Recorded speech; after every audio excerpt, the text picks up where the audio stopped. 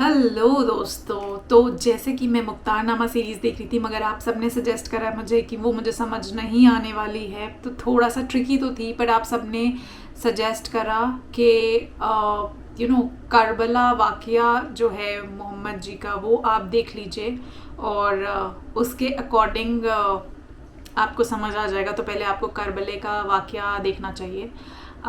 सो मैं आज करबले का वाक़या देखने जा रही हूँ आप सबकी ही रिक्वेस्ट पे, और आप सबकी और एक डिमांड यहाँ पे पूरी होने जा रही है, और शायद इसके बाद मुझे मुख्तार नामा और अच्छे से सजेस्ट है। उससे पहले अगर मुझे कुछ और भी देखना चाहिए तो वो भी मुझे प्लीज़ कमेंट करके बता दीजिएगा। सो बिना देरी किए हुए आइए इस वीडियो को शुरू करते हैं।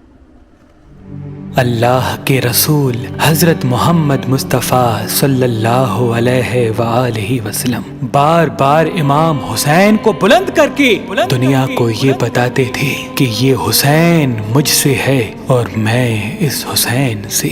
ऐ लोगो, अगर इस हुसैन पे कोई मुश्किल वक्त आ जाए और ये तुमसे मदद तलब करे तो इसका साथ देना, क्योंकि ये जन्नत के जवानों का सरदार है, मेरा खून है, मेरी औलाद है। लेकिन अफसोस, अभी रसूलुल्लाह की रहलत को थोड़ा वक्त ही गुजरा था कि करबला के मैदान में एक तरफ 9 लाख का मजमा था तो दूसरी तरफ वो हुसैन जिसको अल्लाह के रसूल अपने कंधों पे सवार करते थे। इमाम हुसैन अलैहिस्सलाम अपने नाना की उम्मत से बार बार कहते रहे कि क्यों मेरा रास्ता रोका है। ऐ लोगो, पहचानो, मैं तुम्हारे नबी का नवासा हूँ। क्यों 3 दिन से मेरे बच्चों को प्यासा रखा है? क्यों मेरे अजीज व अकारिब को शहीद किया है? बताओ, क्या मैंने रसूलुल्लाह की शरीयत में तरामीम की है? किसी इंसान का हक खाया है? किसी इंसान पे जुल्म किया है? इतने में फौजे यजीद एक आवाज में कहने लगी, ऐ हुसैन, हम सब तुझे तेरे बाबा अली के बुग़्ज़ में कत्ल कर रहे हैं ताकि यजीद हमारी झोलियां दौलत से भर दे।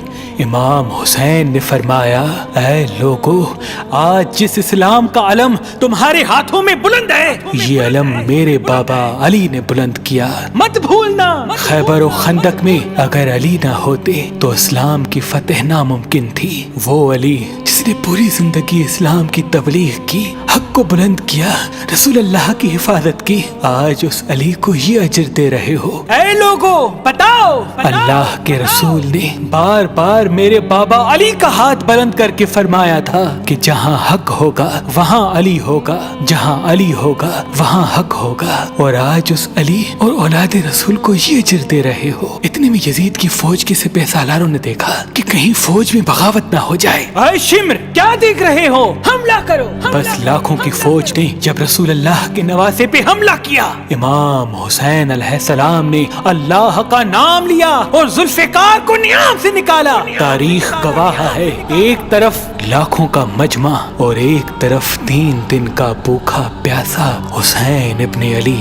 ज़मीं पे इस तरह की जंग पहले कभी नहीं देखी थी कि एक तन्हा इंसान लाखों के मजमे को इस तरह से फिन्नार कर रहा है कि फौजी अश्किया वापस पलट के भागने लगी। इमाम हुसैन फौजे यजीद से मुखातिब होके फरमाते हैं, आओ, 3 दिन के भूखे की जंग देखो, 3 दिन के प्यासे की जंग देखो, रसूल के इस नवासे की जंग देखो, उसकी जंग देखो जिसका जवान भाई मारा गया, जिसके जवान बेटे को नजरों के सामने कत्ल किया गया, जिसने अपने ही हाथों से अपने बच्चे की कब्र बनाई। इमाम हुसैन शेर की तरह फौजे यजीद से लड़ रहे हैं। इतने में आवाज़े गैब आती है, हुसैन, तेरा अल्लाह तुझसे राजी हुआ।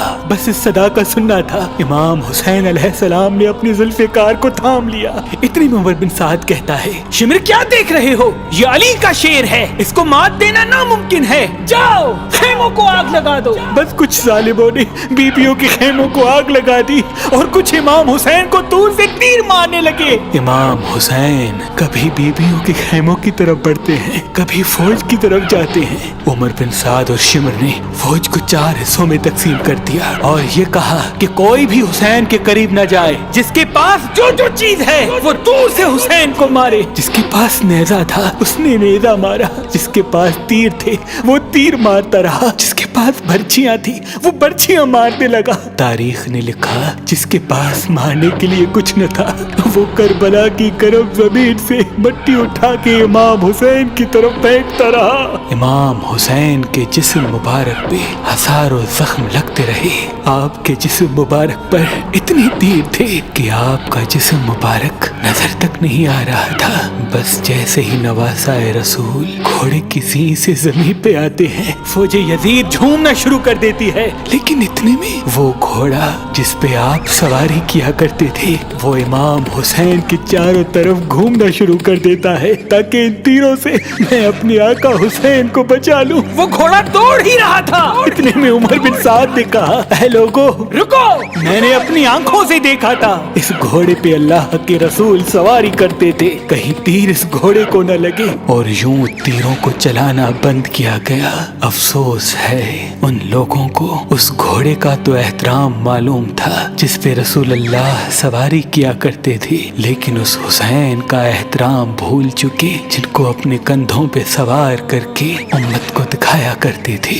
बस इमाम हुसैन अलैहिस्सलाम जमीन करबला पे अपना सर रख के अल्लाह का शुक्र कर रहे हैं और वहाँ फौजी यजीद के मुख्तलिफ सिपाही इमाम हुसैन का सर काटने के लिए करीब आते हैं। जो भी करीब आके इमाम हुसैन के सर को देखे तो उसे इमाम हुसैन के चेहरे में रसूल अल्लाह का चेहरा नजर आए और वो चीख के दूर चला जाए। इतने में शिमर कहने लगा, ये काम मुझसे ही होना है। जैसे ही शिमर ने खंजर इमाम हुसैन के गले पे रखा तो वो देखे इमाम हुसैन के लब हिल रहे हैं। उसने सोचा हमने हुसैन का पूरा खानदान कत्ल कर दिया, 3 दिन तक हुसैन के बच्चों को प्यासा रखा, शायद हुसैन हमें बद्दुआ दे रहे होंगे। सुनने के लिए कान करीब करे तो क्या सुने, इमाम हुसैन अलैहिस्सलाम अल्लाह की दरबार में अल्लाह की नेमतों का शुक्र कर रहे हैं कि ऐ अल्लाह तेरा शुक्र है कि इस अजीम इम्तिहान के लिए तूने इस हुसैन को चुना। इतने में इमाम हुसैन ने आंखें खोली और शिमर से कहा, ऐ शिमर